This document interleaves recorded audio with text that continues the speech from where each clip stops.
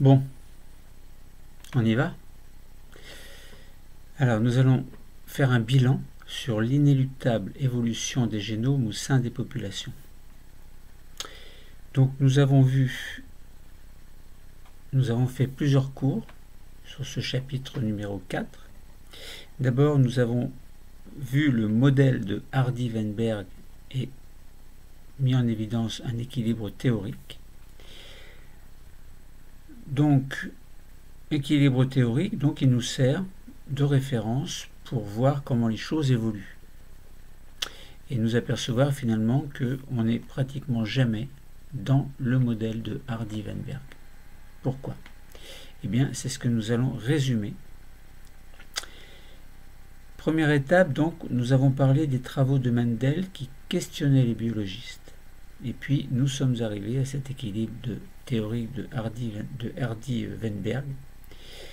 Nous avons parlé également de l'impact limité des mutations face à cet équilibre de Hardy-Weinberg, et nous avons vu que les mutations peuvent empêcher cet équilibre de Hardy-Weinberg. Également, un suivi au cours de l'évolution de la fréquence des allèles qui montre que cette fréquence n'est pas toujours stable. Donc là encore, on s'éloigne de l'équilibre de Hardy-Weinberg. Dans un autre cours, eh bien, nous avons parlé de sélection. Notamment, nous avons vu donc l'effet de la sélection naturelle à travers l'exemple des phalènes du bouleau. Et nous avons vu également qu'il y avait un compromis entre la survie différentielle et la préférence sexuelle au sein des guppies. Alors, je ne développe pas évidemment, vous vous rendez au cours correspondant. Donc, cours sur la sélection. Nous avons parlé également d'une sélection qui modifiait la structure génétique des populations à travers l'exemple de la punaise du savonnier.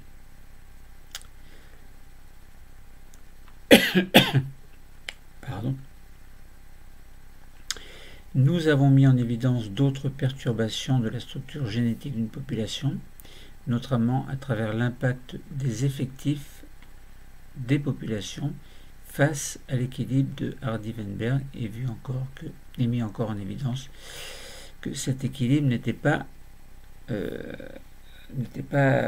possible dans certaines conditions, notamment, entre autres, donc on a vu l'impact des effectifs des populations, mais également l'effet des migrations. Parce qu'on a vu que dans l'équilibre de Hardy-Weinberg, la population était infinie. S'il y a des migrations, la population ne devient plus infinie. Enfin, on pourrait penser que oui en tout cas. Et puis un dernier cours sur le nouveau regard sur la notion d'espèce, où on avait l'habitude de dire que les deux êtres vivants sont de la même espèce s'ils sont interféconds et qu'ils donnent des individus fertiles. Or là, on s'aperçoit qu'on peut faire intervenir la génétique, établir notamment des arbres phylogénétiques pour mettre en évidence l'évolution des êtres vivants. Nous avons pris l'exemple des éléphants d'Afrique, alors des éléphants des forêts, donc d'Afrique, de forêts en Afrique, et des éléphants de savane en Afrique également, où autrefois on pensait que c'était la même espèce mais qui avait choisi de vivre soit dans la savane soit dans la forêt. Eh bien non, ils ne font pas partie de la même espèce, et là encore ce sont les arbres phylogénétiques qui nous l'ont mis en évidence, qui ont mis en évidence ce constat. Donc simplement il s'agit d'établir une analyse d'ADN de différentes espèces d'éléphants, ou d'éléphantidés du moins. Nous avons fait de même avec les hommes de Néandertal, les hommes actuels et les Denisoviens, pour nous apercevoir que finalement, eh bien, on avait affaire à 3 espèces différentes, et qu'il ne reste aujourd'hui qu'une seule espèce, Homo sapiens. Alors pourquoi Néandertal et Denisoviens ont-ils disparu? C'est un grand mystère. Alors, donc si on veut faire un bilan de cette inéluctable évolution des génomes au sein des populations, on peut partir d'une population initiale où il y a une certaine fréquence de plusieurs allèles qui reste stable. On est dans ces conditions, dans une population isolée, avec un effectif infini. Il n'y a pas de sélection et pas de mutation. Donc pas de sélection différentielle, pas de sélection sexuelle, pas de sélection naturelle. Bon, il ne se passe rien, juste la population initiale vit sa vie, les reproductions se font au sein de la population et on reste dans l'équilibre de Hardy-Weinberg avec aucune modification des allèles, notamment de la fréquence des allèles. Mais on sait bien que à partir de cette population initiale, on peut avoir dans certains cas une dérive génétique, des mutations, des migrations et des sélections. Par exemple, sélection naturelle. Dans le cas de mutation, eh bien, on peut avoir l'apparition d'un nouvel allèle, mais ce qui est relativement fréquent et qui n'impacte pas forcément cet équilibre de Hardy-Weinberg, mais tout de même. Donc, apparition d'un nouvel allèle par mutation, par exemple, ce qui est peu fréquent. On peut également avoir une dérive génétique avec, par exemple, disparition de certains allèles, et dans ces conditions, on modifie la fréquence générale des allèles. La population, dans ce cas, on peut être dans le cas d'une population de taille finie, avec des variations aléatoires des fréquences alléliques. Et là, bien entendu, on s'éloigne de l'équilibre de Hardy-Weinberg. Nous pouvons avoir également des migrations au regard de cette population initiale, avec par exemple l'arrivée de nouveaux individus qui vont amener de nouveaux allèles éventuellement. Et donc, dans ce cas, on n'est plus dans l'équilibre de Hardy-Weinberg, puisque dans ces conditions-là, la fréquence des allèles a également été modifiée. Et puis, dernier exemple, on prend celui de la sélection naturelle, où on peut très bien avoir un avantage sélectif procuré par un allèle qui va augmenter sa fréquence. Donc, encore une fois, on n'est plus dans l'équilibre de Hardy-Weinberg. Alors, on s'aperçoit également, d'autre part, qu'une espèce est une entité temporaire qui évolue continuellement dans le temps. Alors, pour mettre en évidence cette évolution dans le temps des espèces, il nous faut des individus. Nous verrons également que certains individus peuvent être stériles. Il nous faut une reproduction, une ou des espèces, un isolement reproducteur et une spéciation. Et on va mettre en évidence le fait que une espèce, justement, c'est quelque chose qui ne dure pas dans le temps, c'est une entité temporaire qui évolue continuellement. Donc partons d'une seule espèce qui a ses générations, génération 1, génération 2, génération 3, 4 et 5, où il y a des individus qui se reproduisent entre eux. Voilà, il n'y a pas de modification, tout va très bien pour ces 5 générations. Et puis à un moment donné, il y a un isolement reproducteur qui peut se mettre en place avec notamment une spéciation, donc apparition de nouvelles espèces qui vont être la conséquence de cet isolement reproducteur. Et donc on obtient 2 populations à partir d'une seule population représentant la première espèce. Donc en parallèle, on obtient 2 espèces, une espèce numéro 2 et une espèce numéro 3, qui, bien sûr, s'éloignent de plus en plus les uns des autres dû à un événement géologique ou biologique, ou chimique, etc. Ce qui fait que ces éléments, ces individus, donc s'éloignent de plus en plus les uns des autres, et on peut avoir donc apparition de nouvelles espèces à partir d'une espèce initiale.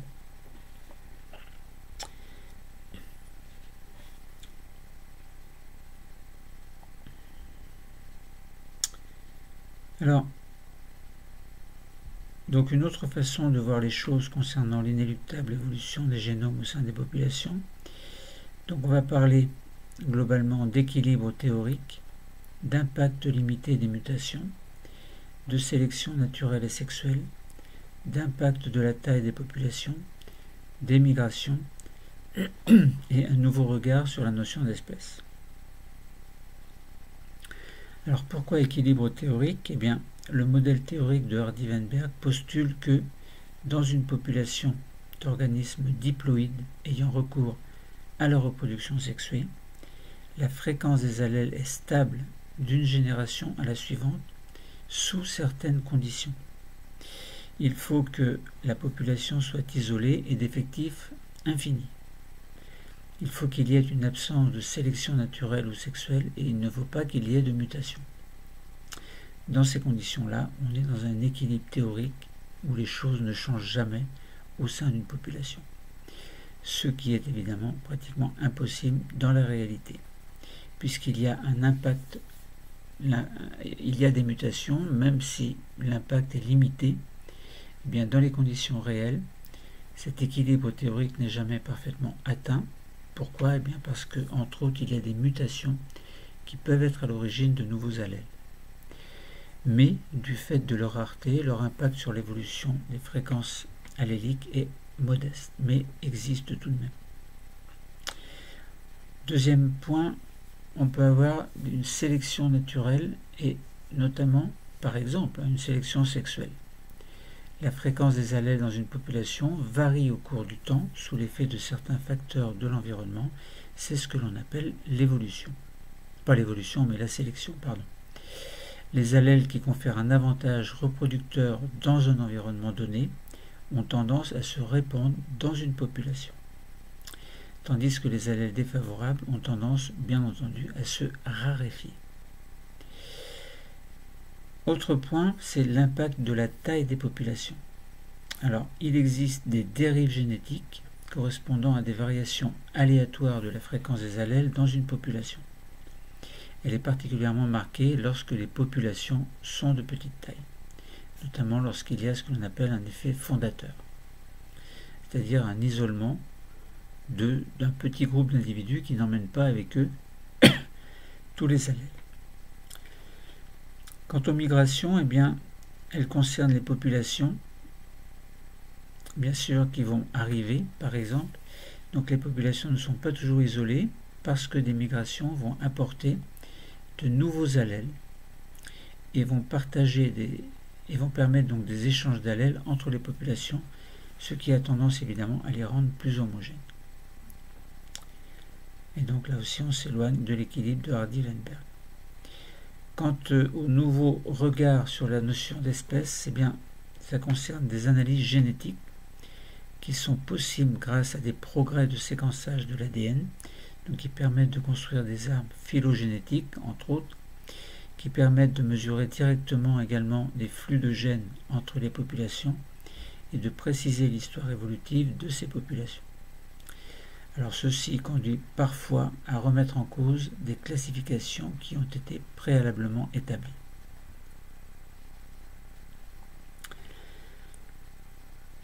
Alors essayons de préciser encore un peu plus, au niveau des connaissances, cette inéluctable évolution des génomes au sein des populations. Premièrement, nous parlons de l'équilibre théorique de Hardy-Weinberg. On en a parlé et reparlé maintes fois. Je vous invite à aller voir les cours correspondant à cet équilibre théorique de Hardy-Weinberg. Mais on peut dire qu'au début du XXe siècle, biologistes et mathématiciens élaborent les premiers modèles de génétique des populations. Il s'agit d'un domaine de la biologie qui étudie la structure génétique d'une population, c'est-à-dire la fréquence des allèles présents et son évolution au cours du temps. Le premier de ces modèles a été établi par Hardy et Weinberg et il s'appuie sur une population théorique d'organismes diploïdes ayant recours à la reproduction sexuée. Et puis également, il s'appuie sur plusieurs hypothèses simplificatrices. C'est-à-dire, première hypothèse, l'effectif de la population est infini. Deuxième chose, la population est fermée, c'est-à-dire qu'elle n'est pas l'objet de migration. Troisième chose, ni la sélection naturelle, ni la sélection sexuelle ou différentielle ne s'y exercent. Quatrième chose, les mutations ne sont pas prises en compte. Alors si toutes ces hypothèses sont respectées, eh bien ce modèle théorique prévoit que les fréquences des allèles portés par les organismes de cette population sont stables de génération en génération. Alors, quelles peuvent être, face à l'équilibre de Hardy-Weinberg, ces forces évolutives que l'on constate? Eh bien, dans les conditions réelles, cet équilibre théorique n'est jamais atteint. Pourquoi?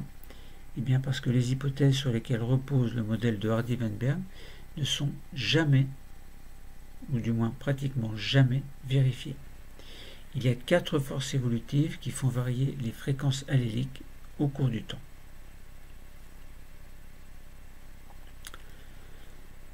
Alors, on pourrait parler par exemple de mutation, de sélection naturelle et sexuelle, de dérive génétique et de migration. Donc ce sont des forces évolutives très puissantes.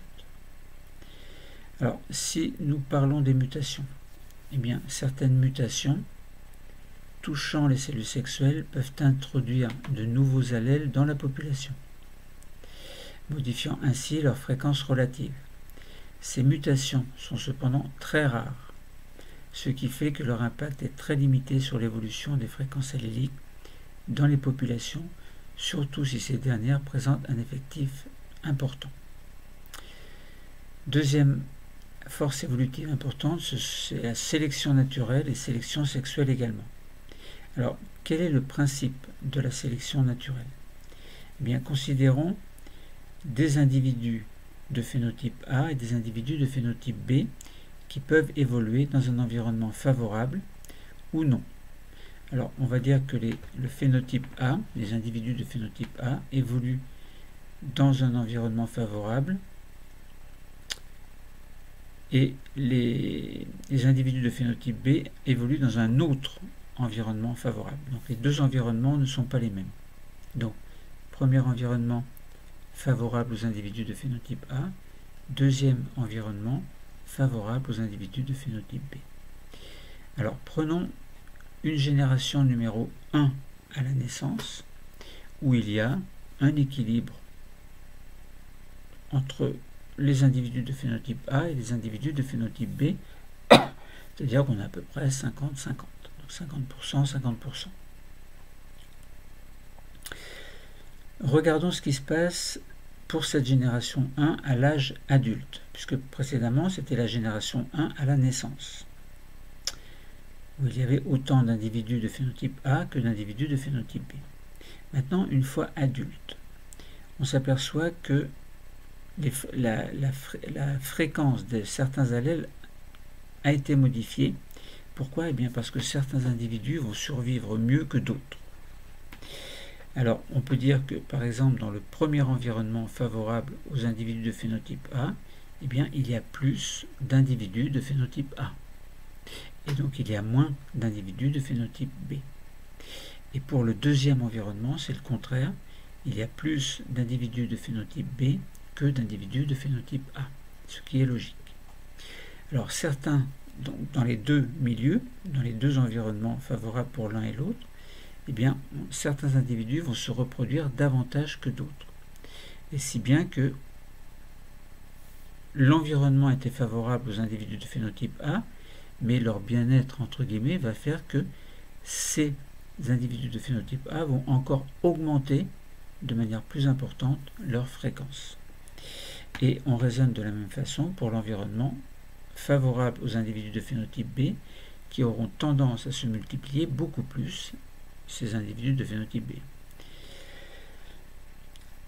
Donc c'était la génération numéro 2 à la naissance, et on passe à la génération numéro 2 à l'âge adulte, où on peut très bien avoir donc certains individus qui vont se reproduire évidemment, mais à l'état adulte, on peut avoir une perte d'individus plus ou moins importante, avec toujours notamment dans le premier environnement des individus de phénotype A qui se plaisent dans leur environnement. Donc il y en a beaucoup à la génération numéro 2 à la naissance, mais il y en a beaucoup moins, pour X raisons, à la génération numéro 2, mais à l'âge adulte. Et on continue ainsi, génération 3 à la naissance, génération 4 à la naissance. On s'aperçoit qu'il y a vraiment une sélection naturelle de certains individus lorsqu'ils sont dans des environnements favorables. avec la régression de certaines fréquences d'allèles qui ne se plaisent pas dans tel ou tel environnement. Donc voilà, donc ça c'est le principe de la sélection naturelle. Alors, ça veut dire également que dans la plupart des populations, la fréquence des allèles va varier au cours du temps sous l'effet de différents facteurs de l'environnement. C'est bien ce que l'on appelle la sélection naturelle. La nature sélectionne les individus qui se plaisent le mieux à tel ou tel endroit. Donc, dans un environnement donné, certains allèles confèrent un avantage sélectif aux individus qui les possèdent en augmentant leur succès reproducteur, c'est-à-dire le nombre de descendants viables et fertiles qu'ils laissent à la génération suivante. Ce sont des allèles favorables.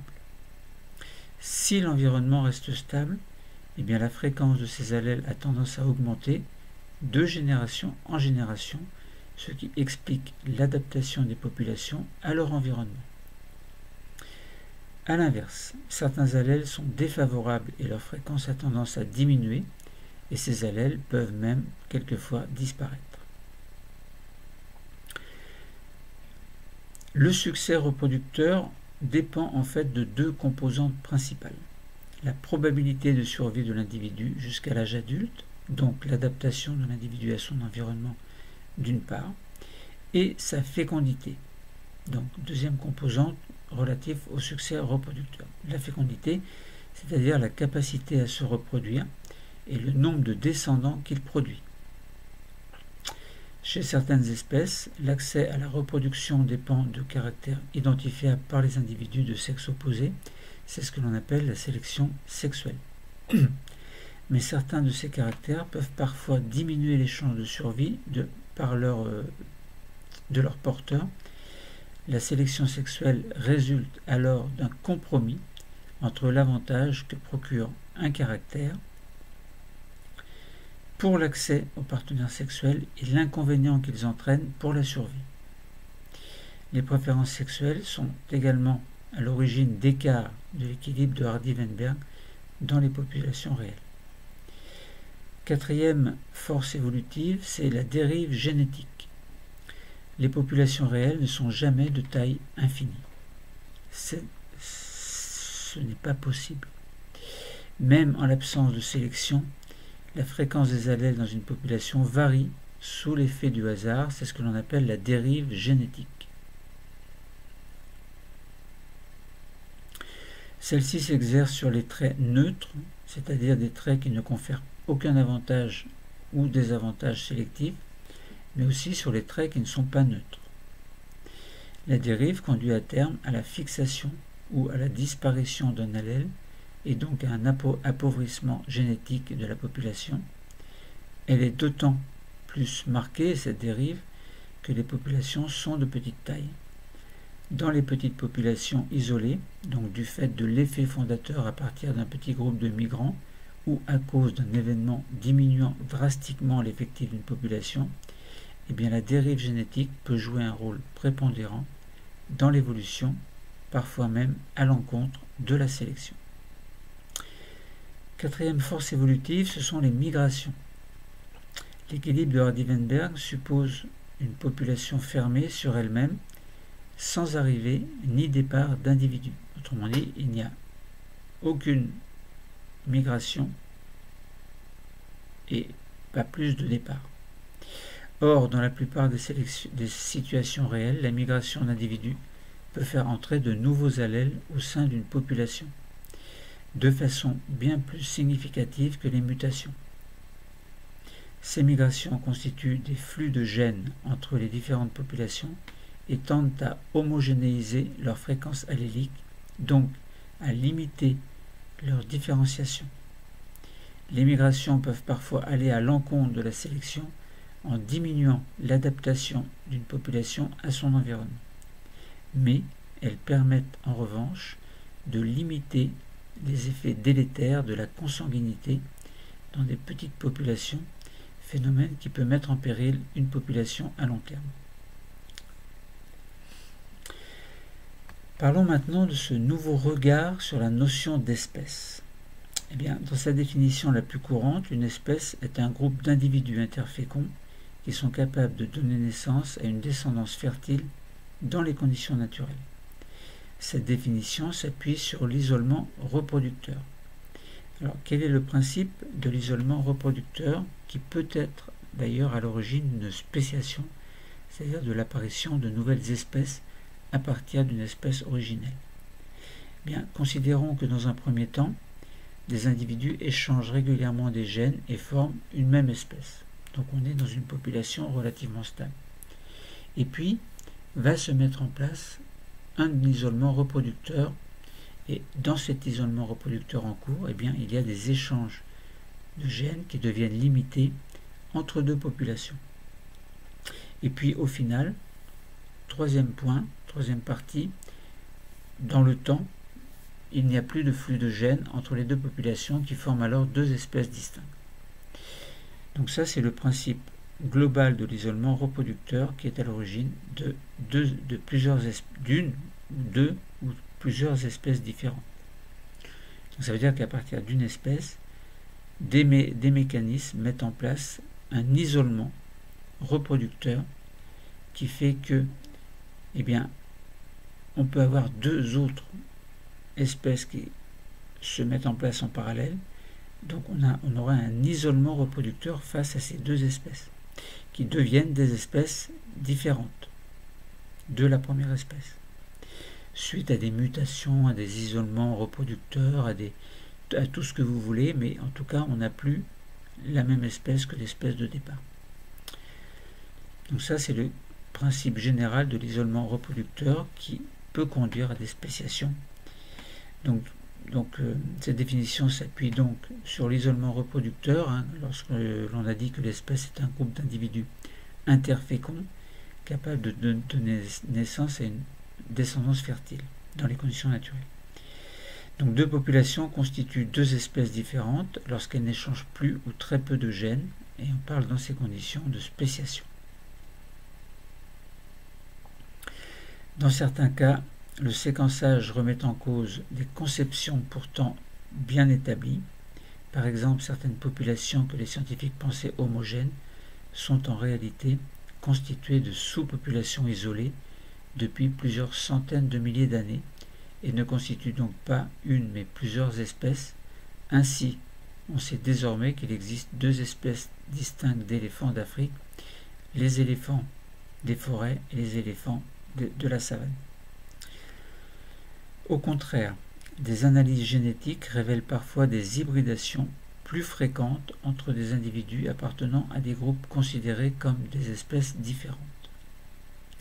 Ainsi, les flux de gènes entre les populations humaines de Néandertaliens et de Sapiens montrent que les limites entre deux espèces sont difficiles à établir et sont finalement assez arbitraires. Les analyses génétiques sont donc une avancée majeure pour mieux comprendre l'histoire des populations et leur évolution notamment. Donc voilà pour ce résumé du chapitre 4 que l'on avait appelé l'inéluctable évolution des génomes au sein d'une population. Le cours est terminé. Merci.